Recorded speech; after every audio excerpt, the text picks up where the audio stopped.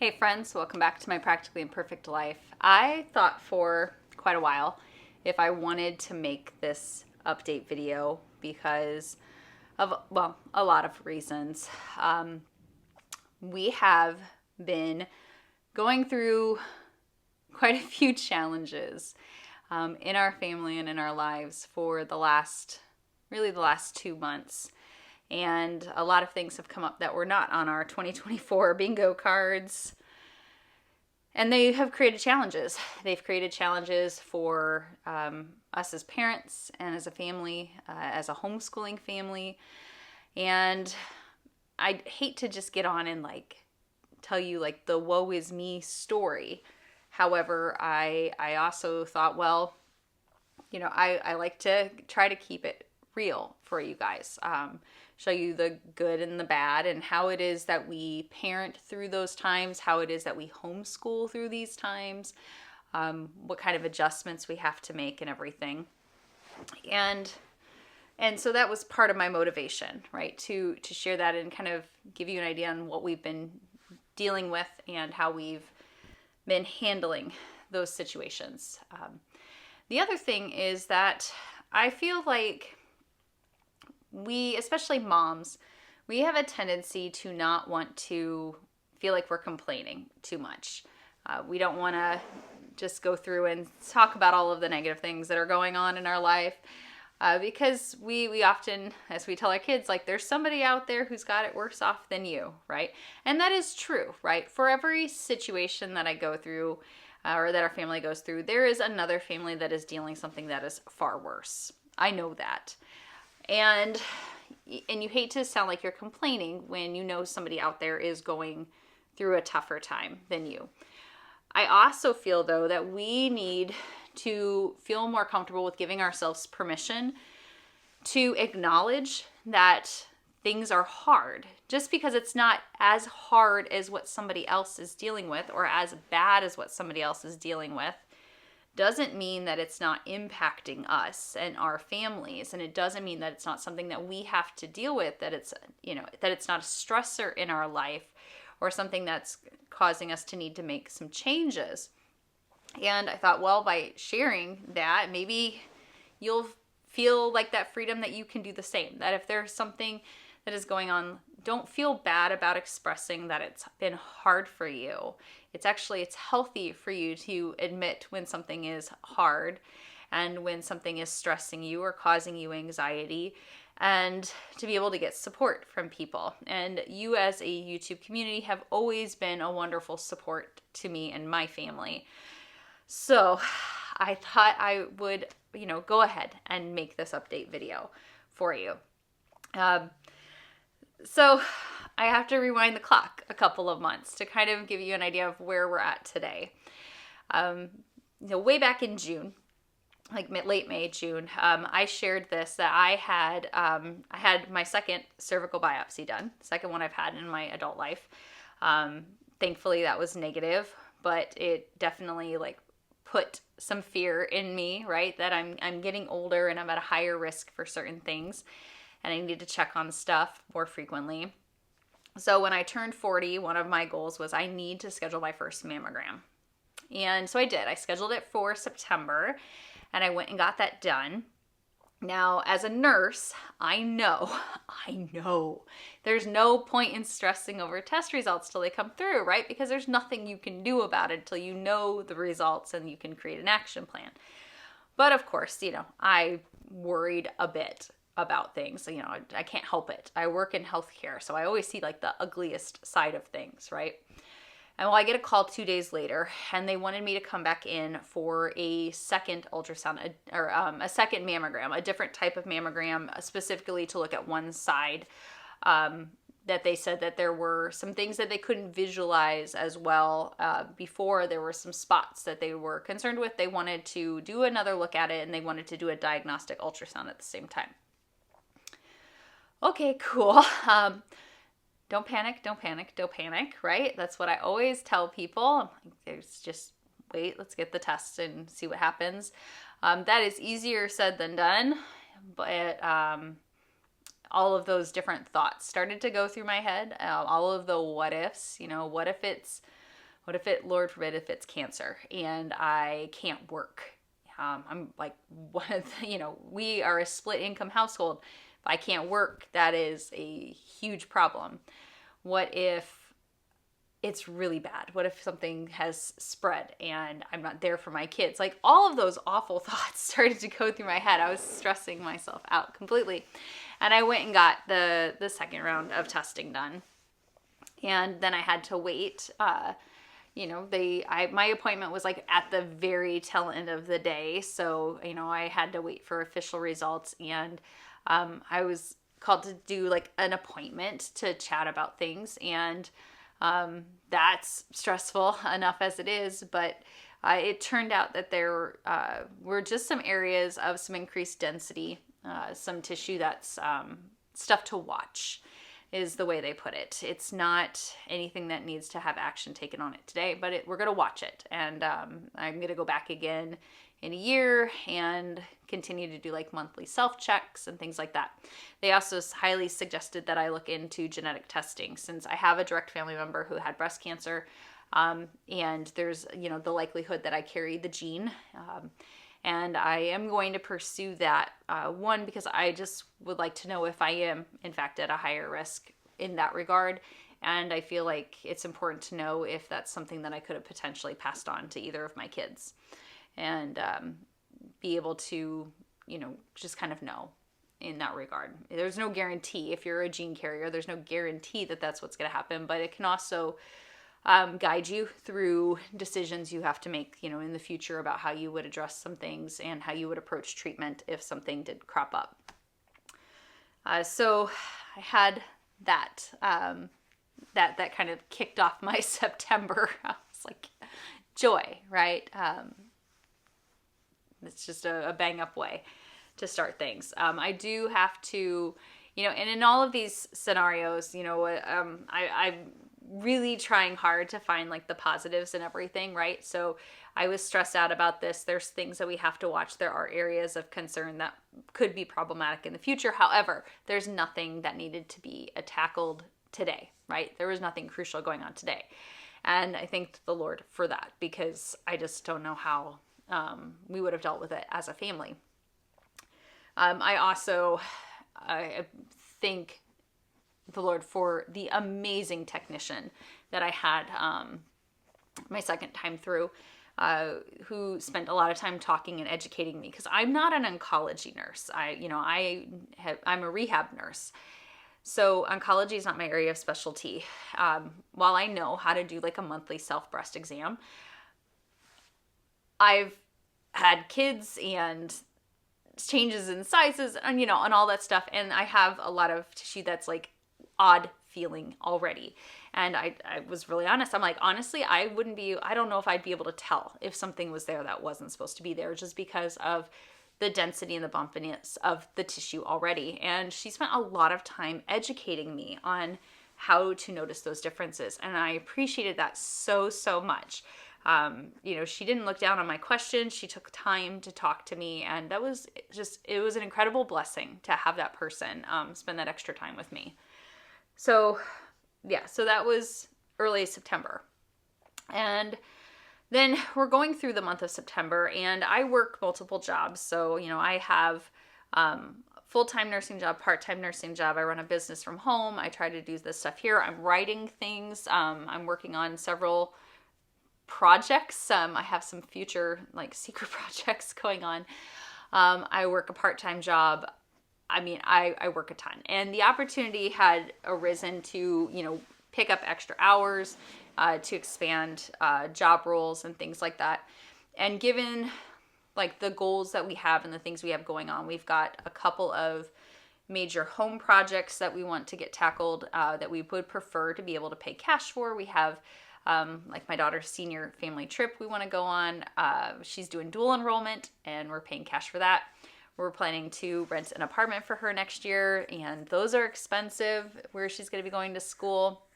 So we wanted to, try to save where we can. And part of that is, when you have the opportunity to earn a little extra or save a little extra, work more and put that back. I thought, well, the opportunity's here, I'm going to do it. The downside of that is that I ended up working way more than I ever anticipated. I tracked it on my calendar, and Labor Day, I had Labor Day off. And from then until about October 6th or 7th, I worked every single day. Every single day. At one job, at least one job. And almost half the time I worked two jobs. I would work some hours during the day, and then I would turn around and do like a night shift at the hospital. And then I'd get a couple hours sleep, and then I would hit repeat. And it was, and it still is, it's so exhausting. It's so exhausting. And it's challenging in multiple ways, not only physically, like I try to stay active. I try to, do things to help maintain my health and everything. But doing, hospital shifts, especially, like you're scheduled for 12 and a half hours. You're never there for just 12 and a half hours. You're there for 13, 14 hours, right? And you're busy. You're busy the whole time. It's exhausting work. And then the things I have going on during the day require a lot of mental energy, and I'm trying to keep up with the household, trying to make sure that the house doesn't look trashed, trying to make sure everyone is fed, trying to make sure that I'm here to help get the kids going on their homeschool stuff, prep their things, help them with things they have questions with, keep up on the grading, try to maintain my schedule with other stuff, hitting deadlines, and I just felt like I was ready to crash. I felt like I was really ready to crash. And normally I can handle a lot going on at once, but I was kind of at my breaking point. And I thought, well, this was a temporary thing, and I'm going to scale back, right? I'm going to scale back, especially as we're going into the holidays. I need to scale back. We adapted in some ways. God bless my kids, especially my daughter, because she really took up the mantle of a lot of the kind of like homemaker things that I normally would do that I was not even here enough to be able to do. When she'd have spare time, she'd go, well, the kitchen looked like it needed cleaned, Mom, so I cleaned the kitchen. Or I went ahead and I took care of the bathrooms. My son doing some stuff outside for me. Obviously, when you're taking down the garden at the end of the year, there's a ton to pull. There's a ton to do and to clear out. Just helping out with those different things. Even just taking upon themselves to handle some things that normally I would have, been helping them with, as far as like going and getting clothes and stuff like that. They were like, we'll go take care of it. We'll just, we got it, Mom.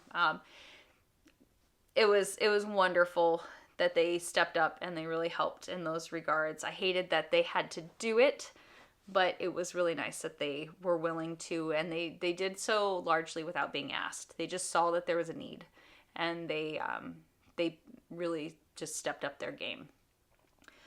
But yeah, so I got to a point where I'm like, I just can't. I can't anymore. And I was talking. I said, well, I was going to sit down and talk to my husband about it. And that was when he told me that he had just found out that his job was being eliminated at the end of October. So we will be down to my income and what I can bring in until he can find something else. And he's already looking, but nothing has jumped up or stuck yet. And he's still working at the current job, so it's not like we're quite at that point of desperation, but we're close, right? To where it's no longer me working all of these hours to have extra money to save back. It's me working all of these hours to maintain our household. And it was kind of crushing to me, not just because obviously I feel for him, like, that's devastating. It's devastating to know that a job is ending, and to not know what the next thing is, and to know that your family's depending on you. But I'm also kind of like a fixer, so my first thought is, okay, well, how can I what we can fix this. And I'm like, okay, well, I'm just going to have to keep working at the pace that I'm working in order to, make sure everything is taken care of. Because, we have the option where we could dip into savings and we could utilize that, and I could not have to work so much, and we could eat into our savings. But is that the reason we want to dip into those? I mean, those are there for specific purposes and for emergencies. And so we really have to kind of analyze, like, is that what we want to do, or do we want to approach this differently? If I do have to continue at the pace I'm at, what am I going to have to let go of? Because I'm going to have to let go of something. And maybe he picks up things that have previously kind of been more my responsibility. I kind of laugh a little bit because while he's been home, on days when we've been homeschooling, if he's had like a weekday off here and there, he's seen what's going on, but he's not really been like involved in it, right? Like he's seen it, but he's not like prepping stuff or teaching stuff or grading stuff and whatnot. And I'm like, well, maybe you need to. Maybe for a while, like, you can help with some of that stuff. And I thought, well, that could be really interesting, dad's day in the life kind of deal, as a homeschooling dad or something. But, we have, obviously, those things we got to figure out. So that was like the next big thing, right, that came about. And thought, okay, well, now we're in October, right? We'll be okay. We'll figure it out. So I was at work at the hospital then, just a couple weeks ago, and it was probably like 8:30 at night, and I get a call from my daughter, and I can hear that she's upset. I know that they are at basketball practice. I don't know why she's upset, but she goes, Mom, I think I did something to my arm or to my shoulder, and I could hear that she was upset. So I said, what happened? She said she had like dove for a ball and like went down hard, and when she got up, she said that her shoulder was like hanging forward, like in a weird way, is the way she described it. She goes, it was like a weird hang, and then she like pushed her arm and it went back, and it said, sounds like you may have like partially dislocated it. So, you've seen probably in movies where like someone dislocates their shoulder all the way and their arm kind of like hangs funny and like the whole thing is out of the socket. And you can definitely like overstretch that joint where it's not quite fully dislocated, but it's close. And it kind of sounds like that's what she had done, where she had pulled it forward and then like popped it back up. And it hurts like nobody's business when you do it. It is a painful experience. And she's got a very high pain tolerance, and for her to be that upset about it, I knew it was not great. So I said, we need to get you over here to the hospital. I mean, I was working there. There's an ER there. I said, can somebody there bring you to the ER here? And talked to her coach, and her brother was at the same practice, and he goes, no, I'll bring her, Mom. I'll bring her. So I'm super thankful for my lead on my floor, because I messaged, I was like, hey, this is what's going on. My daughter's coming to the ER. I need to go down and meet her. I need to be able to stay with her at the very least until her dad can get there. And we can tag team here. If you've ever worked in the hospital, if you know anything about nursing, of course, you know that like 8 to 10 p.m., that is a really busy stretch of your night, because it's like our evening med pass. You have to see all of your patients. You've got assessments due. You've got meds due, and you can't just like abandon your patients. You can't. That's one of the downsides of healthcare. Like, it doesn't matter what's going on. You can't just abandon your patients. You have to trust that your leaders and your coworkers and stuff are going to help cover you. And I'm really thankful that he came up and he's like, I'll cover your patients. Go. So I went down and met her in the ER. We got her arm x-rayed. Now, the thing is with, if it's like something with like a ligament or a tendon or like an overstretching of the joint, like that's not going to show up on an x-ray, but an x-ray will at least show us if there's anything that's broken or fractured. So they did an x-ray of her shoulder. There were no breaks. but they recommended that she wear a sling for a little while and not use that arm, let it rest, and then follow up with a sports trainer to get cleared to resume activity. And that ended up being what she did. So she hated it. She hated the sling, but she wore it and got the all clear then to resume basketball and golf. And it was just another, stressful experience because she, of course, has just accepted an offer to play college golf. And that's, big portion of how we're paying for college. And it's for a team that she loves and a school that she loves and everything. And if it was going through my mind, oh my goodness, how's this going to affect golf? I know it was going through her mind. I know it is. I mean, obviously my first concern is for her health and well-being, but those things just also come into your mind, especially if your child is, is a very dedicated athlete like she is. I know it was worrying for her. And so then as a mom, then I'm also worrying for her. Additionally, on top of that, so we are so thankful to the team at the hospital, the wonderful techs and nurses and physician's assistants who we saw that night, who took such great care of her, who were very patient with nurse mom because, when your family member is in healthcare, we can be a pain in the butt when one of our family members is in the hospital or is hurt or sick. And I know that, and I tried really hard not to be that person, but I know I probably was. So they were super patient with me too, and they were wonderful with her, wonderful. Kept her nice and calm, kept her comfortable. They were real, honest about things and what she needed to watch for and everything. They were just top notch.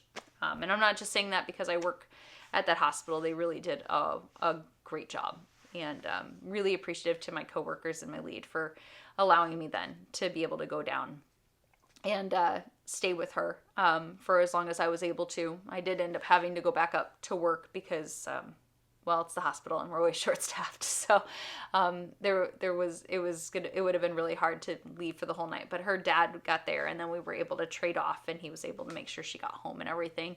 And super grateful to her brother for, getting her to the ER. He was, he's her younger brother. She's his big sister, right? He's the younger brother. But I mean, he's huge and she's short. And he comes in and he's all protective around her and everything. And it was just very sweet.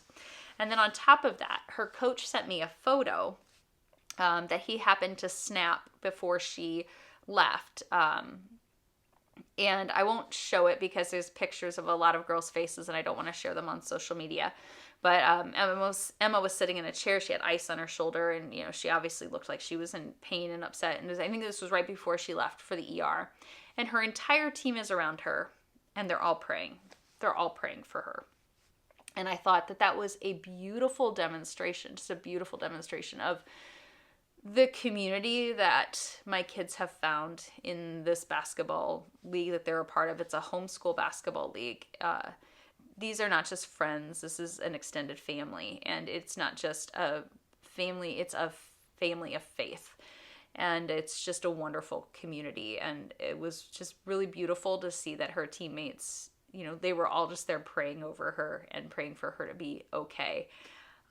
It touched me so much. He sent it that night, and I'm like upstairs on my unit bawling because I was so relieved that, this was something that would heal and wasn't going to be a permanent injury. And I was so relieved that she was no longer in pain, and that, that she had these teammates behind her. It was just, it was really a kind of a special thing to receive from him. All right, so there we go. There's a few more bingo cards. And I thought, okay, we've had one kind of stressor after another. Surely we are on the tail end, right? What more can happen? What more can happen, especially in a month?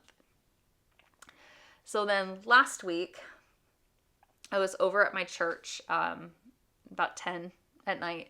I was doing some work there. I often am over there. I am involved with a lot over at the church, and sometimes it's later in the evening when I can get over there to work on some of the responsibilities I have, things I have to prep and get around and whatnot. So I was there working about 10, and my kids had basketball practice that night. My husband, he goes to bed pretty early because he has to be up early. And the phone rings, and it's both of my kids on the phone at the same time. They're both talking at the same time, which never happens unless they're fighting. Never. They'll call and they'll both be complaining about each other. They never call and talk to me at the same time. And I thought, okay, all right, what's going on, guys? And my son was like, Mom, we've got to talk to you. Something has happened. And I'm like, okay, what has happened? Well, the kids were home from basketball practice, and without being too graphic with anything, one of them was in their room and saw a camera flash through their bedroom window. And it was like obviously a camera flash. And then they saw the outline of a cell phone, like up against the window. They couldn't see a face, but they saw the phone and they saw the flash. And so they went out, got their sibling, and then they immediately called me, and they're like, what do we do? And my son is kind of all riled up. He's like, should I go outside and try to figure out who it is? And I'm like, no, don't, like I appreciate your first instinct is to defend your household, but no, we don't know who's out there. We don't know what's going on. We live kind of out in the country, right? Like, I don't know. No, I said, lock all of the doors, make sure all of the doors are locked. And I said, go wake up your stepdad and have him call the sheriff. And that's what they did. I, of course, booked it home. I got there probably just a minute or after the sheriff. He was just getting out of his car. And so he talked to both of my kids, and then he talked to my husband and I. We did a walk around the house. It had been really dry, no rain for a while. So there was no chance of like footprints. We looked under the bedroom windows. We couldn't find any footprints or anything that seemed like it had been moved or disturbed or anything. We did discover that a set of our floodlights that are supposed to turn on with motion, both the bulbs were burnt out. So my husband swapped those out right away that night. But they would have illuminated the area where this person was. So it was really unfortunate that they were out that night. And sheriff took our statements. He wrote a report. I mean, and he was honest, like, what can you do, right? There's no evidence of anything. There's nothing to follow.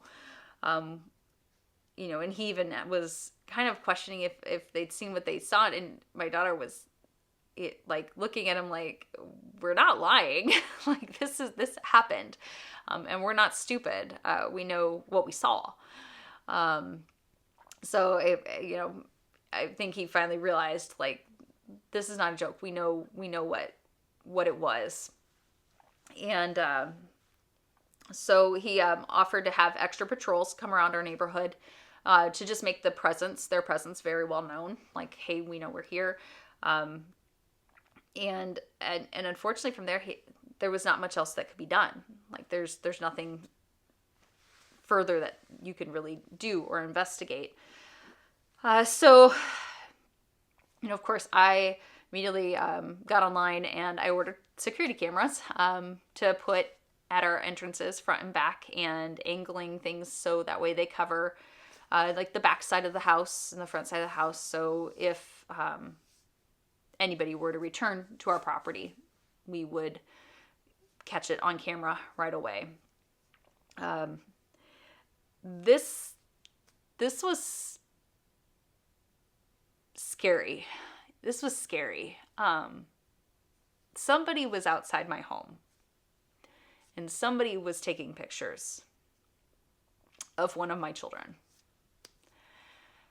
And there was absolutely nothing I can do about it. I mean, my number one job, right, as their parent is to keep them safe. This is home. This is supposed to be their sanctuary. This is where you go to feel safe. And somebody violated that feeling of safety and security. And I couldn't do anything about it. There's nothing I could do about it. And that just,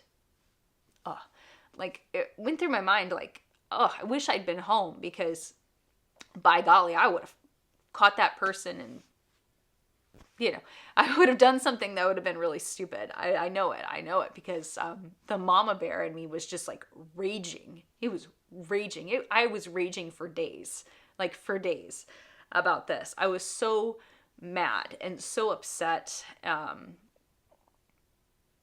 and concerned and like all of those things, right?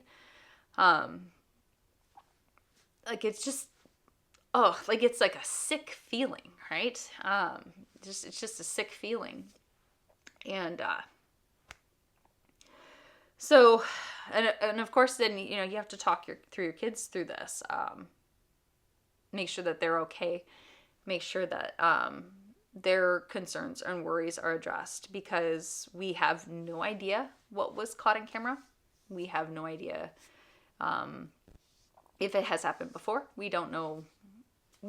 There's a lot of unknowns. I mean, you can sit there and rack your brain, right? And think of all of the awful thoughts that I had to think, right?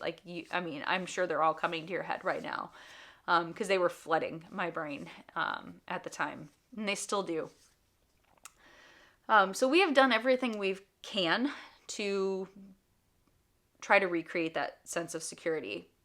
Motion sensor lights, floodlights, security cameras, talking to the kids about, not walking outside after dark alone, general things that they know, but now we are stressing them hardcore. You don't even walk to your car after basketball practice alone. You walk with a teammate, you walk with your coach, you walk with your sibling, you walk with somebody. Adding air tags to things, to more of their personal items, car keychains, into the purse, something in the car, so that way we can monitor where they're at. We utilize an app called Life 360, so that way our phones are all connected. It lets us know where each other are at. Everything from exactly where we're at to whether we're walking, we're driving, what speed are we driving, how long are we at places. I know it seems a little overkill, but it's very nice to be able to see instantly where everybody in your family is and know that they're all okay. It has crash detection and all of that stuff. So we've done all of these steps to try to improve this, but it's like the freaking icing on the cake. and so you see what I mean when I say I know there are people out there who have things worse, right? There are people who've had far worse things done than have a prowler outside their home, right? There are people whose children are missing, but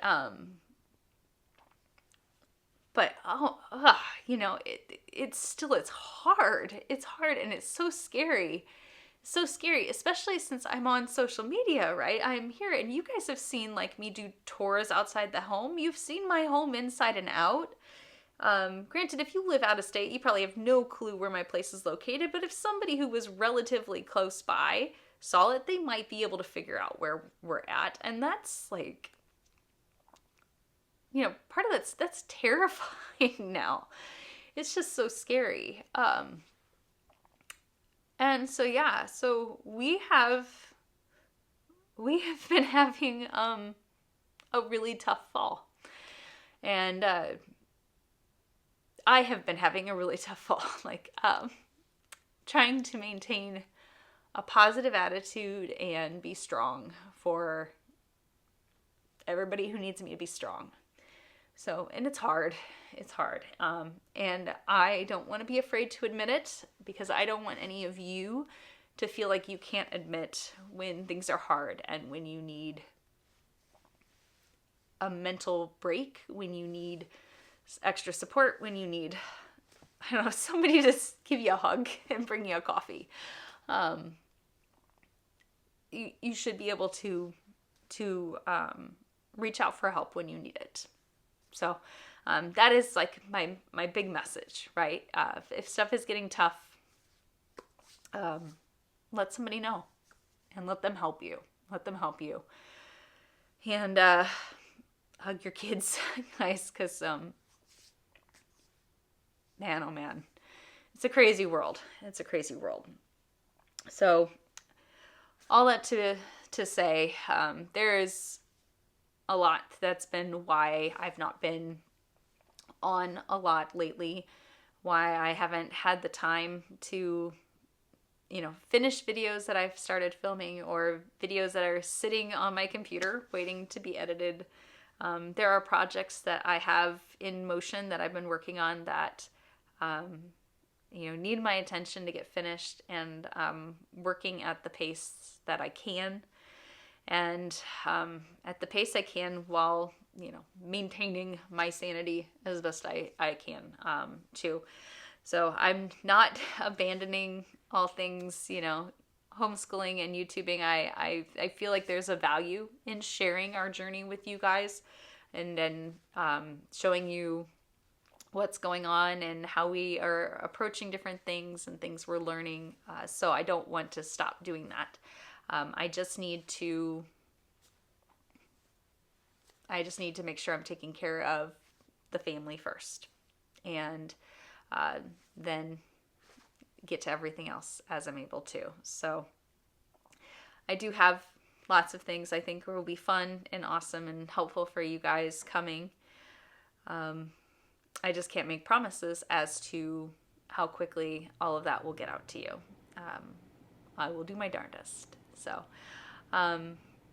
thank you so much for sitting here. And if you've made it through all, oh gosh, like 35 minutes of me going on and on and on, I appreciate you so much. If you pray, please say a prayer for our family, just that we can continue to, be strong as a family and strong in our faith, and tackle all of these things that are coming, and do so with, grace and dignity, and with Jesus at our back, helping to keep us strong. So thank you. Thank you as always. You are my community, and I love you guys, and I appreciate you all so very, very much. I will see you guys hopefully here soon. Thank you again for sticking with me thus far. I'll see you guys in the next video. Until then, as always, happy homeschooling.